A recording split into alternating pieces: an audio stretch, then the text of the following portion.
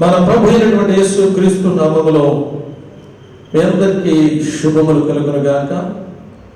దేవాది దేవుడు ఈ భయంకర దినాలలో, దుర్దినాలలో మనకును మన కుటుంబాలకును క్షేమాన్ని ఇస్తున్న దేవుడు, కాపుదలిస్తున్న దేవుడు, కృపాక్షేమములు మనకి అనుగ్రహింపచేసి తన కృపలో భద్రపరుస్తున్న దేవుడు.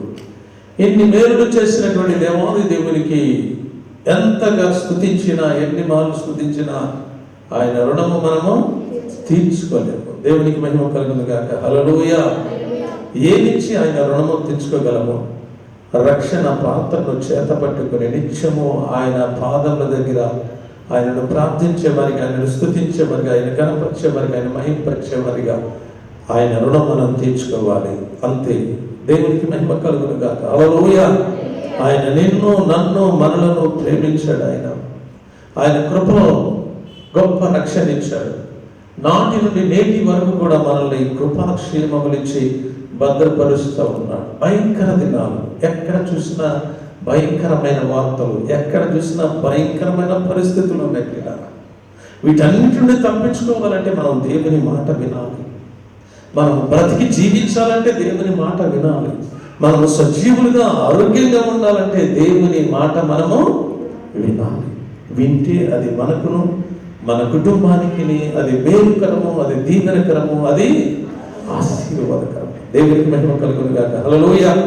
ఏదైనా ప్రత్యేకముగా దేవుని మాట వినిన ఎడల మీరు బ్రతుకుదురు అని దాని మీద ధ్యానం చేస్తున్నాం. యెషయా గ్రంథము 55వ అధ్యాయము 3వ వచనము.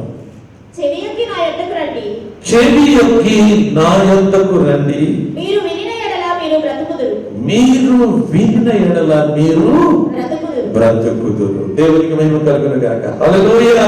హల్లెలూయా. మీరు చెవి యొక్కి నా యొద్దకు రండి, నా యొద్దకు రండి. మీరు చెవి యొక్కి ఆయన మాటలు విని ఆయన చిత్తానుసారంగా నడుచుకొని ఆయన దగ్గరికి రావాలి. మనం ఆయన మాటలు వినాలి. మనం ఆయన చిత్తానుసారంగా నడుచుకోవాలి. మనం ఆయనకి ఇష్టలుగా ఉండాలి. మనం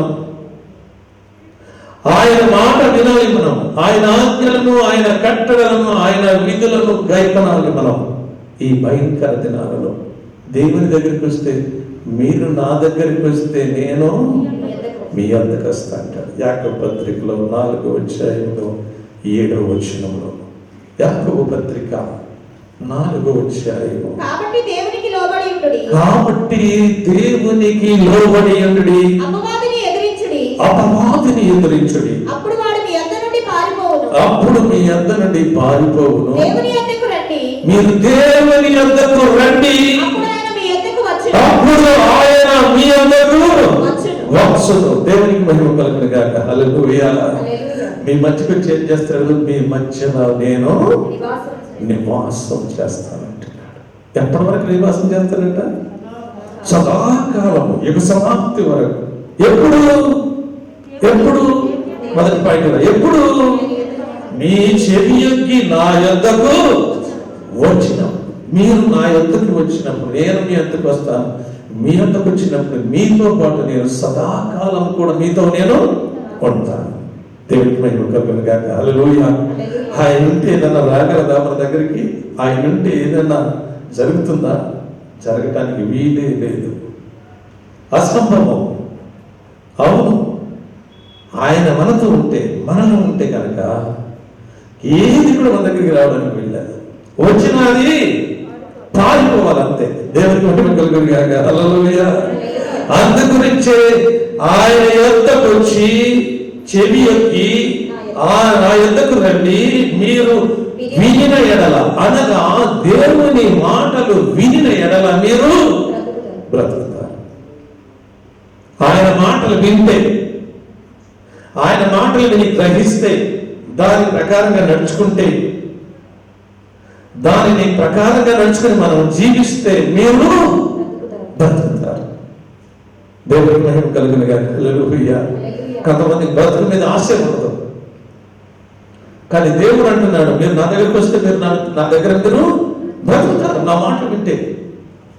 చాలా మంది భయంకరమైనటువంటి పరిస్థితుల్లో ఏ విధంగా ఉంటామో, ఏమవుతామో, ఏం జరుగుతుందో అని భయపడతా ఉంటారు. అందుగురించే ఆయన దగ్గరికి వస్తే మనం బ్రతుకుతామో, ఆయన కట్టడలను, ఆయన విధులను మనం గైకుంటే, ఆయన చిత్తానుసారం నడుచుకుంటే, ఆయన ఇష్టలుగా ఉంటే కనుక మనము బ్రతుకుతాం. అలనాడు మన పితరులైనటువంటి ఇశ్రాయేలులకు చెప్పినటువంటి మాట అదే. ఆ మాటే నేడు మన మధ్యలో ఉండి ఆయన మనతో చెప్తున్నటువంటి మాట. మీరు చెవియొగ్గి నా యొద్దకు రండి, నా మాటలు వినండి, గ్రహించండి, దాని ప్రకారం నడుచుకోండి. మీరు బ్రతుకుతారు, మీరు బ్రతుకు జీవిస్తారు, మీరు బ్రతికి అభివృద్ధి పరచబడతారు, మీరు బ్రతికి ఆశీర్వదించబడతారు. శ్రమలు రావచ్చు, కష్టాలు రావచ్చు, ఇరుకులు రావచ్చు, ఇబ్బందులు రావచ్చు, శోధనలు రావచ్చు.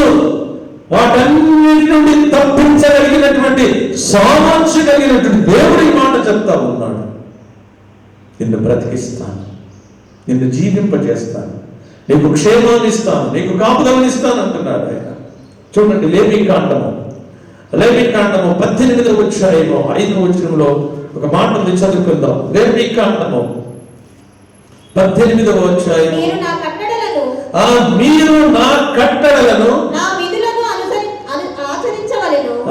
నా కట్టడలను, నా విధులను మీరు ఆచరించాలి. దేవునికి మహిమ కలుగును గాక. హల్లెలూయా.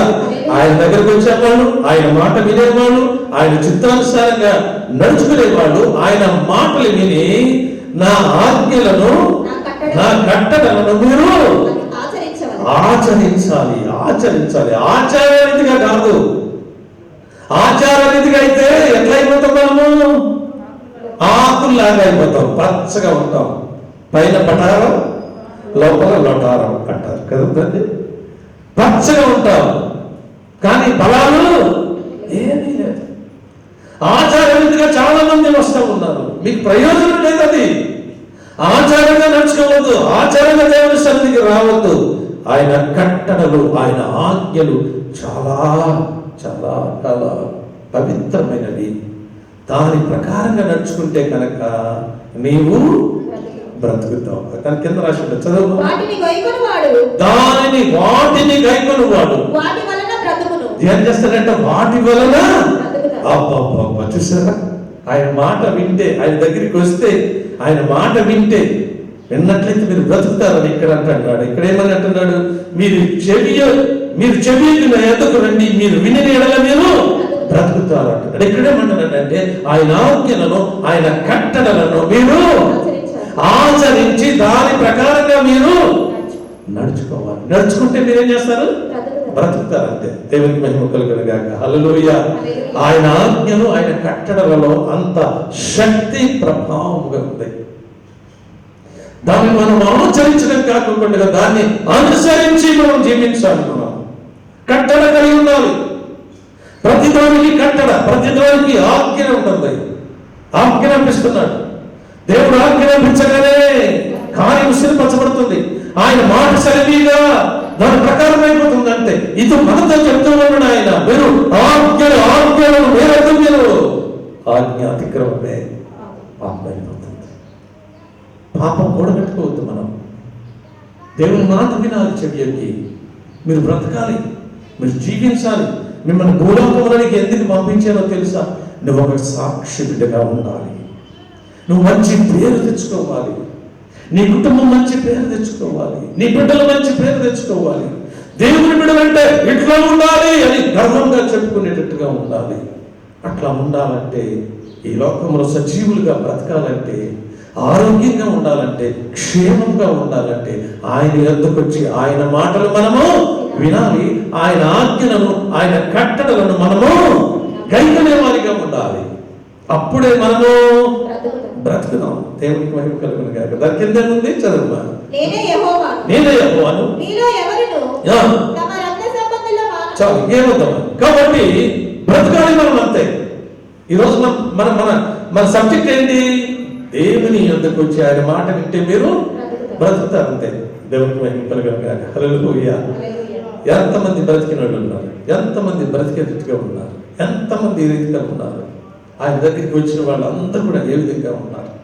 ఆయన మాట ఇస్తే తప్పే దేవుడు మాత్రము కానే కాదు, ఆయన మాట తప్పని దేవుడు, మారని దేవుడు, ఇక గాలికి సజీవుడైనటువంటి దేవాది దేవుడు. చూడండి సామెతల గ్రంథంలో 4వ అధ్యాయంలో 4వ వచనంలో ఏముంటుందంటే, 4వ అధ్యాయం 4వ వచనం, సామెతలు 4వ అధ్యాయం 4వ వచనం. ఆయన నాకు బోధించుచు నాతో ఇట్లా నేను ఆయన నాకు బోధించుచు ఆయన నాతో ఇట్లా నేను నీ హృదయము పట్టుదలతో ఏం చేయాలంట? నీ హృదయము పట్టుదలతో నా మాటలను పట్టుకొని నిమ్ము, నా మాటలను పట్టుకొని నిమ్ము, నా ఆజ్ఞలను కైకొనిన ఎడల నా ఆజ్ఞలను నీవు కైకొని ఎడల నీవు బ్రతుకుదువు. నీవు బ్రతుకుతావు. దేవుని మహిమ కలుగునుగాక. హల్లెలూయా. చూస్తారా ఎంత హృదయపూర్వకంగా ఏం చేయాలంటే ఆజ్ఞలు కట్టడాలను మనము పట్టుకోవాలి, గట్టిగా పట్టుకోవాలి, గట్టిగా పట్టుకోవాలి, విడిచిపెట్టకూడదు. వాటిని ఎక్కడ రాసుకోవాలి? హృదయంలో రాసుకోవాలి. ఎక్కడ రాసుకోవాలి? హృదయం అనే పలకల మీద నీవు రాసుకోవాలి. హృదయం అనే పలక మీద రాసుకుంటే ఎప్పుడు కూడా చెరపడానికి వీల్లేదు. అంతే. దేవునికి మహిమ కలుగునుగాక. హల్లెలూయా. అందుగురించే సిరాతో కాకుండా లేకుంటే దేవుడితో వేరే దానితో కాకుండా దేవుడు హృదయం అనే పలకల మీదట తన నిబంధన లిఖించాడట. దాని చేతనే ఈ ఆజ్ఞలను, ఈ కట్టడలను, ఈ విధులను కూడా మనం ఏం చేయాలంట? దేవుని నమ్మినటువంటి వారు ఎక్కడ బుక్కుల మీద రాసుకోకూడదు కదా. ఎక్కడ రాసుకోవాలి? హృదయం అనే పలకల మీద రాసుకోవాలి. దేవునికి మహిమ కలుగునుగాక. హల్లెలూయా. రాసుకుంటే ఏమొస్తుంది నీకు లాభం? నీవు బ్రతుకుతావు. అంతే. దేవునికి మహిమ కలుగునుగాక. హల్లెలూయా. దాన్ని రాసుకోవాలి. హృదయం మీద రాసుకుంటే అదే దేవుని వాక్యమై ఉంటున్నది. ఆ వాక్యమే నిన్నేం చేస్తుంది? బతికిస్తుంది. 119వ కీర్తన 50వ వచనంలో ఆ మాట చదువుతాం. 119వ కీర్తన 50వ వచనం ఏమంటుందట? ఈ వాక్యము నన్ను బ్రతికించి ఈ వాక్యమే నన్ను బ్రతికించినది, నా బాధలలో ఇదే నాకు నా బాధలలో అదే నాకు నెమ్మది కలిగి. దేవునికి మహిమ కలుగునుగాక. హల్లెలూయా. ఎప్పుడట? నీ హృదయములో వాటిని లిఖించుకున్నప్పుడు, నువ్వు దాచుకున్నప్పుడు, వాటిని గట్టిగా పట్టుకున్నప్పుడు, వాటిని అనుసరించినప్పుడు, ఆ ఆజ్ఞలను కట్టడలను అనుసరించాలి. హృదయంలో రాసుకోవాలి. హృదయంలో నీ పలకల మీద రాసుకున్నప్పుడు అవి నిన్ను బ్రతికిస్తాయి. ఎవరికి మహిమ కలుగునుగాక. హల్లెలూయా. ఆ వాక్యమే నిన్ను బ్రతికిస్తుంది. ఆ వాక్యమే బాధలలో నీకు నెమ్మది కలుగు చేస్తుంది. నెమ్మది లేని వాడు ఎంతమంది ఉన్నారు గృహాల్లో ఈ రోజున? దేవుని మాటలు విని గ్రహించి దాని ప్రకారంగా నడుచుకోకుండా ఉంటే నీకు గృహంలో నీకు నెమ్మది ఉండదు, శాంతి ఉండదు, సమాధానం ఉండదు, సంతోషం ఉండదు. ఒకరికి ఒకరు ఎవరికి వారే యమునాలాగా ఉంటుంది. ఐక్యమత్యం ఉండదు, ఏక హృదయం ఉండదు, ఏక స్వభావం ఉండదు. ఎందుకనగా నీవు ఆయన ఆజ్ఞలను, ఆయన కట్టడలను నీ హృదయం అనే పలకల మీద నీవు రాసుకోలేదు. పెదవులతో ఆరాధిస్తా ఉన్నావు, హృదయపూర్వకంగా ఆరాధించట్లేదు. నిన్ను బ్రతికించు పెదవులతో ఆరాధిస్తే కనుక ఎట్లా ఉంటుందంటే నీ కుటుంబము ఇసుక మీద కట్టినటువంటి గృహములాగా ఉంటుంది. శాంతి సమాధానం లేకుండా పోతుంది, నెమ్మది లేకుండా పోతుంది. ఈ భయంకర దినాలు, ఈ దుర్దినాలలో మీరు వినండి, చెవి నా మాటలు మీరు వినండి. వింటే మీరు బ్రతుకుతారు. మనం బ్రతకాలి. బ్రతికినంత కాలం దేవుని బిడ్డలుగా బ్రతకాలి. జీవించినంత కాలం దేవుని బిడ్డలుగా జీవించాలి. సంతోషంగా, ఆనందంగా, నెమ్మదిగా మనం జీవించాలి. అందుగురించి దేవుడు హెచ్చరిక చేస్తా ఉన్నాడు. హృదయపూర్వకంగా నువ్వు అంగీకరించి వాటిని గట్టిగా పట్టుకోవాలి. దేవునికి మహిమ కలుగునుగాక. హల్లెలూయా. గట్టిగా పట్టుకుని హృదయంలో పరకలను రాసుకుంటే అది నీకును నీ కుటుంబానికి అది మేలు చేస్తుంది. చూడండి సామెతల గ్రంథంలో 7వ అధ్యాయం 2వ వచనంలో చదువుకుందాం. 7వ అధ్యాయం 2వ వచనం చదువుకుందాం. నా ఆజ్ఞలను నీవు మనసులో ఉంచుకొనిన ఎడల నా ఆజ్ఞలను మనసులో ఉంచుకొనిన ఎడల నీకు అనుపాపవలే నా ఉపదేశమును కాపాడిన ఎడల నీవు బ్రతుకుదువు. ఏం చేస్తారట? ఏం చేయాలని చెప్పండి? ఆజ్ఞలను మనసులో, ఆజ్ఞలను ఎక్కడ ఉంచుకోవాలి? మనసులో. ముందేమో ఎక్కడ ఉంచుకోవాలి? హృదయంలో ఉంచుకోవాలి.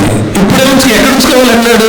మనస్సులో ఉంచుకోవాలి. మనస్సులో ఉంచుకుంటే మనస్సు నిండిన దాన్ని బట్టి హృదయము మాట్లాడుతుందట. హృదయం నుంచి ఎక్కడికి వస్తుందంట డైరెక్ట్ సిగ్నల్? నీ పెదవులకి, నీ నాలుగుకి వస్తుందంట. హృదయం నిండిన దాన్ని బట్టి నువ్వు మాట్లాడుతూ ఉంటావు. దేవునికి మహిమ కలుగునుగాక. హల్లెలూయా.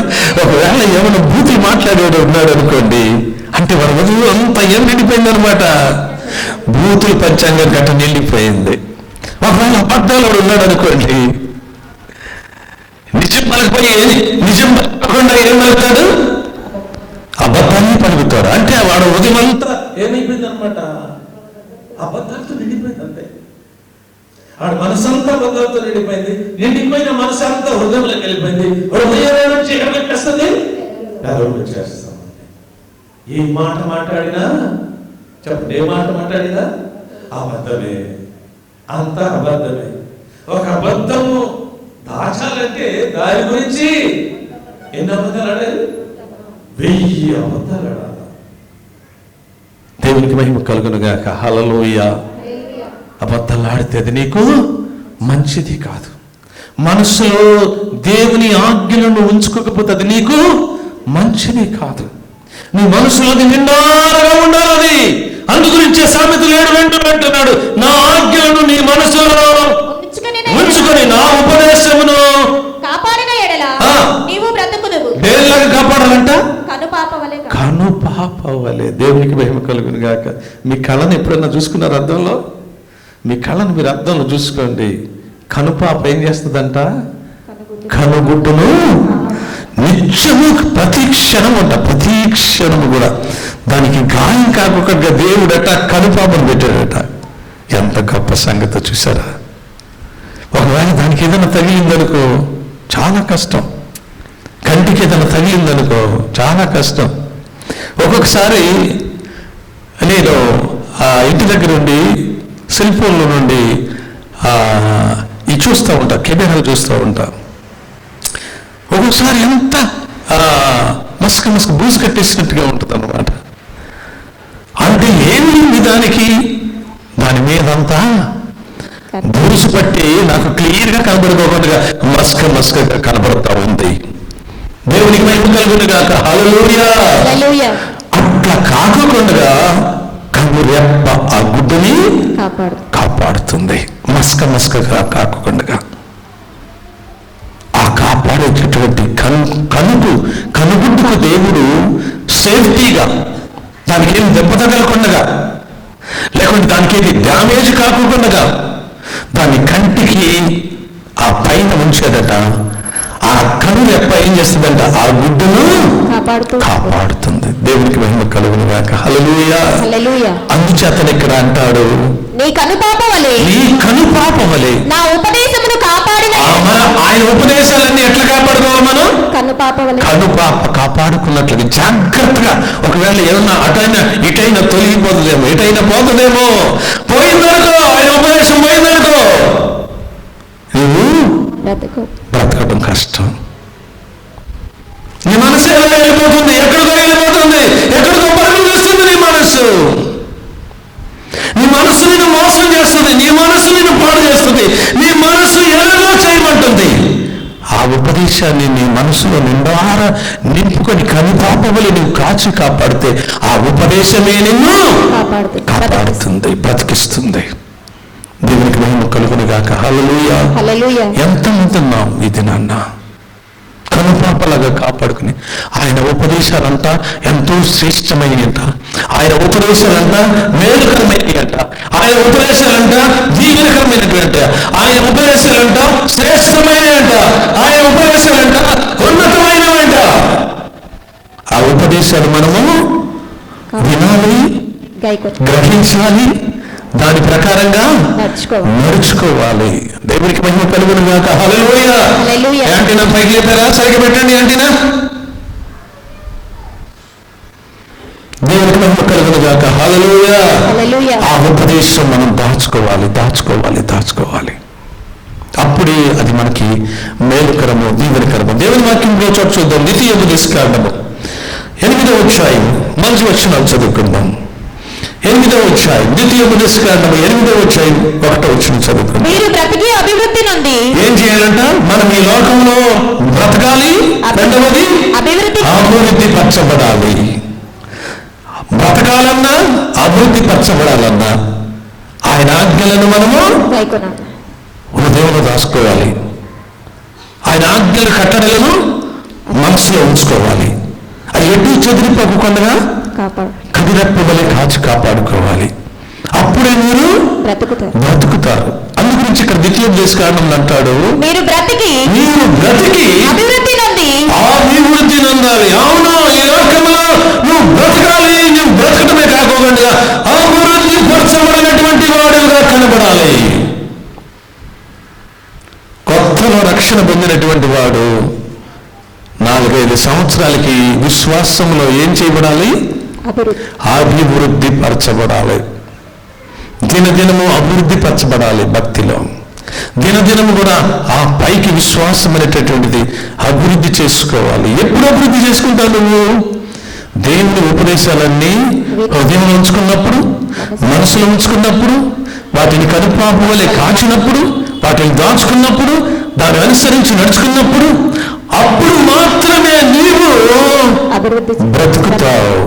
బ్రతికి నీవు అభివృద్ధి పొందుతావు. నీ కుటుంబము అభివృద్ధి పరచబడాలి. నీ బిడ్డలు అభివృద్ధి పరచబడాలి. నీ కుటుంబము ఉన్నతమైన స్థానంలో ఉండాలి. అందు గురించి అబ్రహాముతో అంటాడు, నువ్వు మాట వింటే, నా ఆజ్ఞలు కట్టడలను అనుసరిస్తే నువ్వు మనుషులందరికంటే నేను నిన్ను హెచ్చిస్తాను. అదే అభివృద్ధి అంటే. ఆయన విన్నాడు, దాని ప్రకారంగా నడుచుకున్నాడు, అభివృద్ధి పరచబడ్డాడు. మనం ఏ విధంగా ఉన్నాం? ఇది నాన్న దేవుడు నీతో మాట్లాడుతున్నాడు. నువ్వు బ్రతికి అభివృద్ధి పరచబడాలి. నువ్వు బ్రతికి అభివృద్ధి పరచబడాలంటే నేను ముందు చెప్పిన ఆజ్ఞలన్నిటిని అనుసరించి నడుచుకోవాలి. అవే నిన్ను బ్రతికిస్తాయి, అవే నిన్ను జీవింపజేస్తాయి.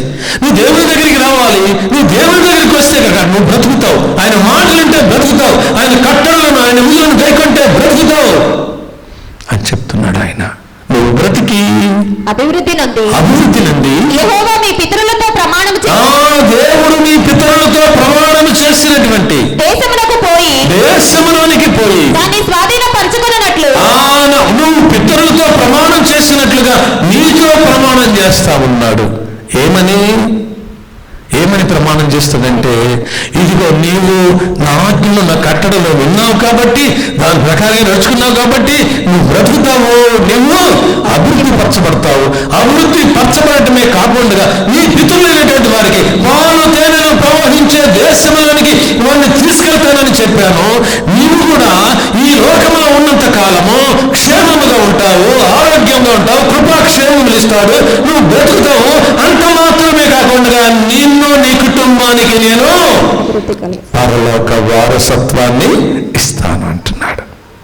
దేవునికి మహిమ కలుగును గాక. హల్లెలూయా. 5వ అధ్యాయం 8వ అధ్యాయము 5-6 వచనాలు చదవండి. ఏమంటుందో, ఒకడు తన కుమారుడను ఎట్లు శిక్షించెను అట్లే నీ దేవుడైన యెహోవా నిన్ను శిక్షించువాడని నీవు తెలుసుకొని ఆయన మార్గములలో నడుచుకున్నట్లు ఆయనకు భయపడినట్లును నీ దేవుడైన యెహోవా ఆజ్ఞలను గైకొనవలెను. నీ దేవుడైన యెహోవా నిన్ను మంచి దేశంలో ప్రవేశపెట్టును. అది నీటి వాగులను నీ దేవుడైన యెహోవా మాట వింటే గనక, నీ దేవుడి చిత్తానుసారంగా నడుచుకుంటే గనక అది నీకును నీ కుటుంబానికి మేలుకరము. అలనాడు మన పితరులైనటువంటి ఇశ్రాయేలులంట, వాడు భుజం మీద ఎక్కించుకొని వారిని తీసుకుని మోసుకుని వచ్చాడట. ఈ భయంకర దినాలలో, దుర్దినాలలో ఆయన కూడా నిన్ను కూడా, నన్ను కూడా, మనల్ని కూడా ఆయన భుజముల మీద ఎత్తుకొని ఆయన మనలను నడిపిస్తున్న దేవుడు, క్షేమమిస్తున్న దేవుడు, కాపుదలిస్తున్న దేవుడు. అందుకే బ్రతుకుతున్నాం మనం. ఎందుకంటే ఇప్పుడైనా ఎక్కడైనా మన జీవితాలు, మన బ్రతుకులు మనం మార్చుకుంటే కనుక అది మనకును మన కుటుంబాలకు అది మేలుకరము. అందుగురించి ఇక్కడ దేవుని వాక్యంలో చూసినట్లయితే చూడండి, యెషయా గ్రంథంలో చూసినట్లయితే ఇక్కడ రాయబడి ఉంటుంది. చూడండి, ఇక్కడ దేవుని వాక్యం యెషయా గ్రంథములో యెషయా గ్రంథము 6వ అధ్యాయం 7వ వచనం చదువమ్మా. 7వ వచనం 55:7. ఇది నీ పెదవులకు తగిలిన గనుక 55 యెషయా గ్రంథము 55వ అధ్యాయం 7వ వచనం. భక్తిహీనులు తమ మార్గములను విడువవలెను, దుష్టులు తమ తలంపులు మానవలెను. వారు యెహోవా వైపు తిరిగిన ఎడల ఆయన వారి యందు జాలిపడును. నీ మీద జాలిపడి నిన్నేం చేస్తాడు? ఆయన బ్రతికిస్తాడంతే. దేవునికి మహిమ కలుగును గాక. హల్లెలూయా. ఆయన కట్టడలను, ఆయన ఆజ్ఞలను మనం విన్నట్లయితే, ఆయన చిత్తానుసారం నడుచుకున్నట్లయితే, ఆయనకి ఇష్టలుగా ఉంటే గనక, సరే ఇకనైనా ఏదైనా కానీ, ఇక్కడ అంటాడు ఇప్పుడైనా కానీ భక్తిహీనులంట తమ మార్గాలని విడిచిపెట్టాలి. ఇంకా మానేసుకోండి. ఇంకా భయంకర దినాలు, దుర్దినాలు. ఇప్పుడు ఈ 3 పరిస్థితి ఉంటే మనకి తాళి అంటున్నారు.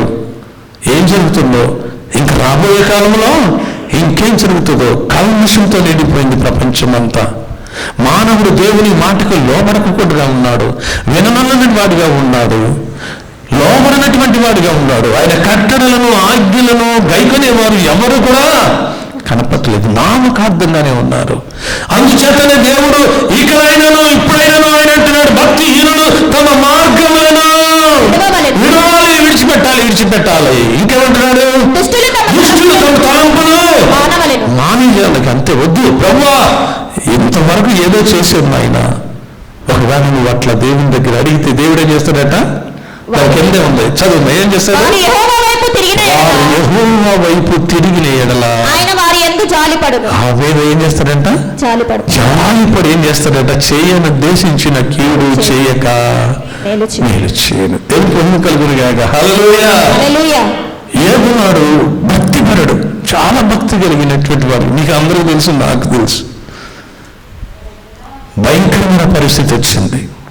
భార్య కూడా విడిచిపెట్టేసింది, స్నేహితులు విడిచిపెట్టేశాడు, అందరూ విడిచిపెట్టేశారు. కానీ దేవుడు మాత్రము తనను విడవలేదు. ఎందుకంటే దేవునికి మాత్రము తన హృదయంలో ఆజ్ఞలు కట్టడం ఏం చేశాడంట? నింపుకున్నాడంట. తన మనస్సు నిండా నింపుకున్నాడట, తన హృదయం నిండా నింపుకున్నాడట.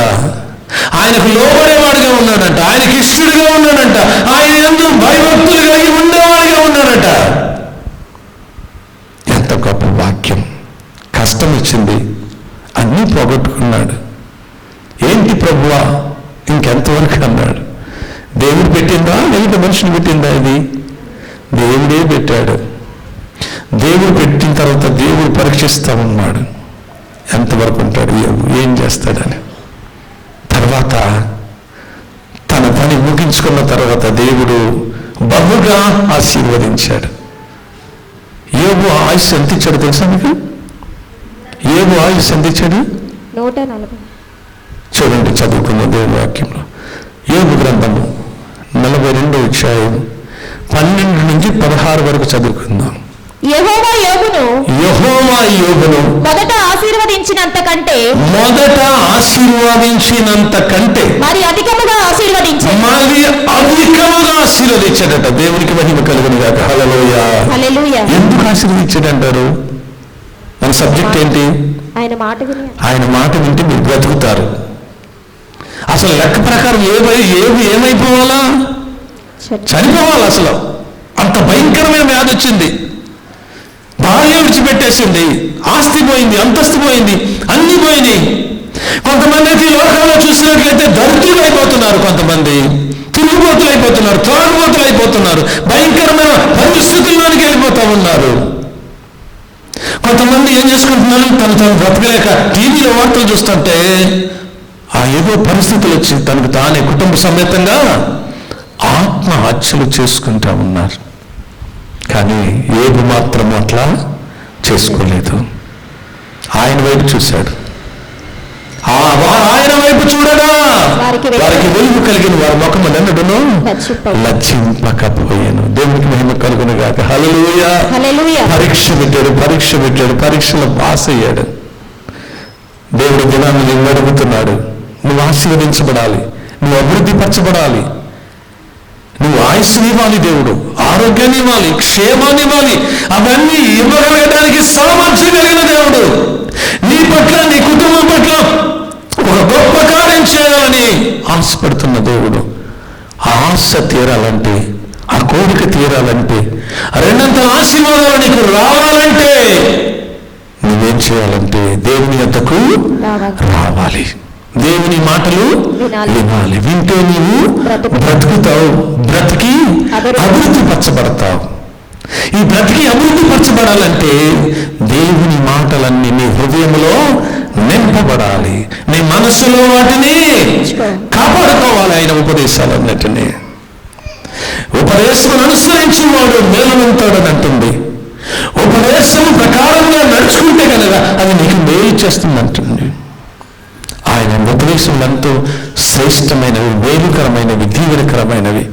అందుగురించే 19వ కీర్తనలో 7వ వచనంలో ఏమంటాడంటే, చూడండి 19వ కీర్తన 7వ వచనంలో ఏమంటాడు? యెహోవా నియమించిన ధర్మశాస్త్రము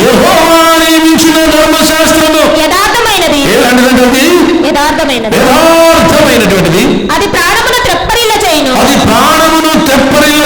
యెహోవా శాసనము నమ్మదగినది, అది బుద్ధిహీనులకు జ్ఞానము పుట్టించు. ఏం చేస్తుందంటే అది బుద్ధిహీనులకు జ్ఞానము పుట్టిస్తుందంట. దేవునికి మహిమ కలుగును గాక. హల్లెలూయా. అవును, నువ్వు నింపుకుంటే నీ హృదయంలో నీ జ్ఞానం పుట్టిస్తుంది, శ్రేష్టమైనది ఇస్తుంది, నిన్ను కాపాడుతుంది, నిన్ను బ్రతికిస్తుంది. ఏబు అందుచేతనే అవన్నీ తన హృదయంలో నింపుకున్నాడు. నన్నేం చేసినా పర్వాలేదు, ఏమైపోయినా పర్వాలా, నా దేవుడు ఏం చేసినా నా మేలుకే చేస్తాడు. దేవునికి మహిమ కలుగును గాక. హల్లెలూయా. మనము అలాంటి భక్తి కలిగినటువంటి వారిగా మారాలని దేవుడు కోరుకుంటున్నాడు. తర్వాత ఎంత ఆశీర్వదించాడంట? మునుపటి దానికంటే మరి అధికముగా ఆశీర్వదించాడు, అభివృద్ధి పరిచాడు, ఆయుష్నిచ్చాడు. చదువుకున్నారు. అతనికి 14,000 గొర్రెలను, ఇంకా ముందేమమ్మా, యెహోవా యోబును మొదట అంతకంటే మరి అధికముగా ఆశీర్వదించెను. అతనికి 14,000 గొర్రెలను, 6,000 ఒంటెలను, 1,000 జతల ఎడ్లను, 1,000 ఆడగాడిదలను కలిగెను. మరియు అతనికి 7 కుమారులను, ఆయనకి 7 కుమారులను, 3 కుమార్తెలను కలిగెను. అతడు పెద్దదానికి ఏమియా అనియు, రెండవ దానికి కెసియా అనియు, మూడవ దానికి కెరెంహప్పు అనియు పేర్లు పెట్టెను. ఆ దేశమంతట ఏబు కుమార్తెలంతా సౌందర్యము కలిగిన వారు ఎవరును ఎంత గొప్ప ధన్యత ఇచ్చారు. అలాంటి పిల్లలు ఎక్కడ కనబడలేదంట, అంత సౌందర్యవంతులు ఇచ్చారంట దేవుడు. అంటే దేనికంటే? మునుపటి వాటికంటే. దేవునికి మహిమ కలుగును గాక. హల్లెలూయా. అంత సౌందర్యం కలిగిన, అంత గొర్రెలు, అంత మందలు, అంత ఆశీర్వాదము, అది అభివృద్ధి. నీవు కూడా దేవుని దగ్గరికి వస్తే, దేవుని మాట వింటే బ్రతుకుతావు, అభివృద్ధి పరచబడతావు, ఆశీర్వదించబడతావు. రెండంతల ఆశీర్వాదాలు. దేవుని మాట వినాలి, దాని ప్రకారం నడుచుకోవాలి. అంత మాత్రమే కాకుండా తర్వాత చదివితే ఏముందో తెలుసా?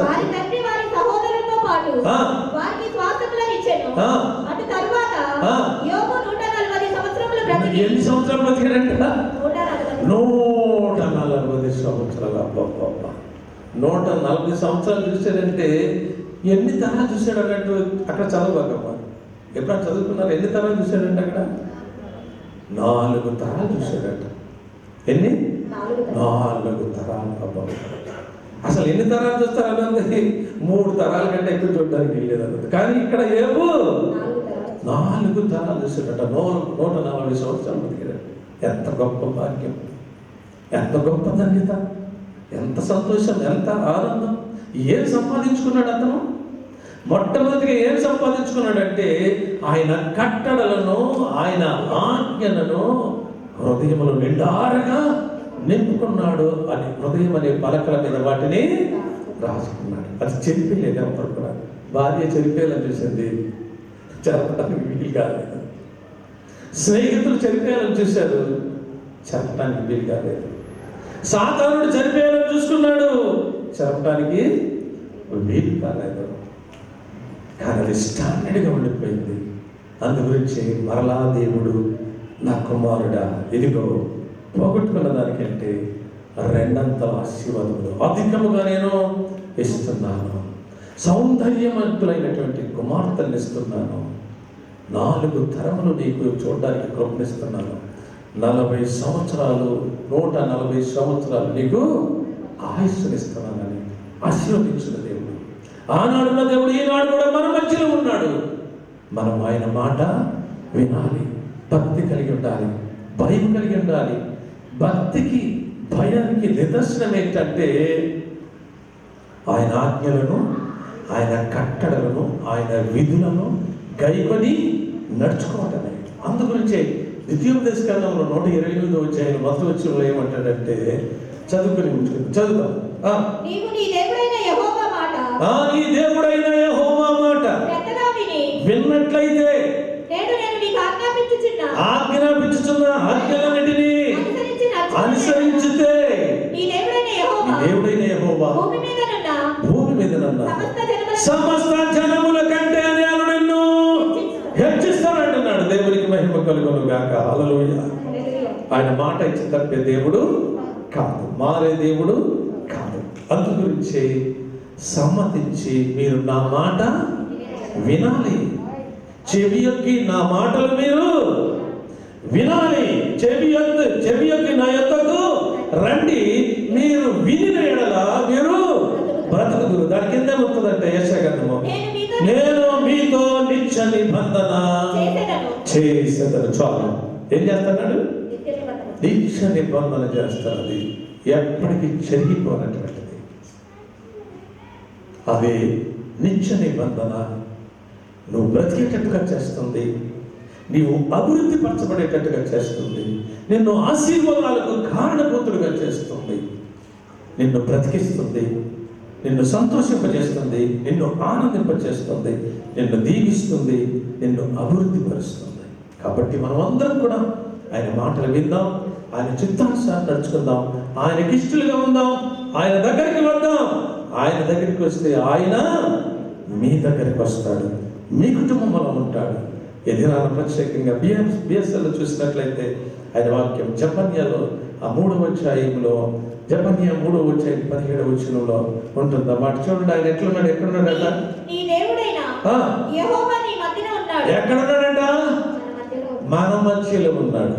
మన మధ్యలో ఉంటే ఏం చేశాడు? ఇప్పుడు మన మధ్యలో ఉంటే ఏం చేశాడు? ఆయన మనతో మాట్లాడాడు. ఏమని మాట్లాడాడు చెప్పండి? ఏమని మాట్లాడాడు? మీరు చెవి ఎక్కి ఎద్దకు రండి, నా ఎద్దకు వస్తే మీరు బ్రతుకుతారు. మన మధ్యలో ఉన్నాడా లేదా? ఉన్నాడా లేదా? అందు గురించి మన మధ్యలో ఉన్న దేవుణ్ణి మాటలు వినాలి. అవి నా మాటలు కాదు, దేవుని మాటలు వినాలి, గ్రహించాలి, దాని ప్రకారంగా మనం నడుచుకోవాలి. ఆ మాటలే నిన్ను నన్ను బ్రతికించి, అభివృద్ధి పరిచి, దీవించి, ఆశీర్వదించి, మేలు చేసి, ఈ భయంకర దినాల నుండి, దుర్దినాల నుండి తప్పించి, ఆయన కృపాక్షేమములు మనకు అనుగ్రహింపచేసి మేలు చేసే దేవుడు, ఉపకారం చేసే దేవుడు, గొప్ప దీవెనలతో ఆశీర్వాదాలతో నింపే దేవుడు, కృపాక్షేమములు మనకి అనుగ్రహింపచేసే దేవాది దేవుడు. కాబట్టి ఆయన మాట విని, ఆయన చిత్తానుసారం నడుచుకుని, ఆయన దాచి వచ్చిన మేలు, దీవెనలు, ఆశీర్వాదాలు 100ంతలుగా 1000ంతలుగా పొందుకుందాం. దేవుడు అట్టి కృప మీ అందరికీ అనుగ్రహింపచేసి ఆ కృపలో భద్రపరిచి, కాల్చి, కాపాడి, దీవించి ఆశీర్వదించును గాక. ఆమేన్. తలలో వచ్చి ప్రార్థన చేసుకుందాం. పరిశుద్ధమైన తండ్రి, జీవము కలిగినటువంటి మా యేసయ్యా, కోట్ల వందనాలు, స్తోత్రాలు. ఇది ప్రత్యేకముగా శ్రేష్టమైన మాటలు మీరు మాట్లాడినందుకు స్తోత్రం. మాతో మీరు మాట్లాడినందుకు వందనాలు. చెవియొక్కి నా యొద్దకు రండి, మీరు వినినేడలా మీరు బ్రతుకుతారు అని చెప్పిన మాటలు కనుక వందనాలు. మీ మాటలు వింటే, మీ మాటలే మమ్మల్ని బ్రతికిస్తాయి నాయన, మీ మాటలే మమ్మల్ని జీవింపచేస్తాయి నాయన, మీ మాటలే మాకు క్షేమాన్ని ఇస్తాయి ప్రభా, మీ మాటలే కాపుదలిస్తుంది ప్రభా, మీ మాటలే మమ్మల్ని బ్రతికిస్తుంది నాయన, అభివృద్ధి పరుస్తాయి నాయన. మీ మాటలే నాయన ఆశీర్వదిస్తాయి, మేలు చేస్తాయి, ఆయుష్ని ఆరోగ్యాన్ని ఇస్తాయి ప్రభు. నీ మహాకృపలో చేరి వచ్చిన నీ కుమారులు నీ కుమార్తెలందరూ ప్రభువా, నాయన లైవ్ ద్వారా ఇచ్చినటువంటి నీ కుమారులు నీ కుమార్తెలు ప్రతి కుటుంబము ప్రభువా, దూరదేశంలో ఉన్నటువంటి నీ కుమారులు నీ కుమార్తెలు ప్రతి వారు కూడా ప్రభువా ఈ మాటలు విని గ్రహించి దాని ప్రకారంగా నడుచుకొని మీరు దాచి ఉంచిన మేలులు దీవెనలు ఆశీర్వాదాలు 100 1000 పొందుకోవడానికి నీ మహాకృప చేరి వచ్చిన నీ కుమారులందరిపైన, లైవ్ చూస్తున్న కుమారులందరిపైన, దూరదేశంలో ఉన్న బిడ్డలందరిపైన నిండుగా కుమ్మరించి సీఎంలో నుండి మీరు దీవించి ఆశీర్వదించి మహిమ పొందమని, మహిమ ఘనత ప్రభావం నీకే ఆరోపిస్తూ యేసయ్య పరిశుద్ధ నామములో ప్రార్థించి పెట్టుకుంటున్నాం పరమ తండ్రి. ఆమేన్.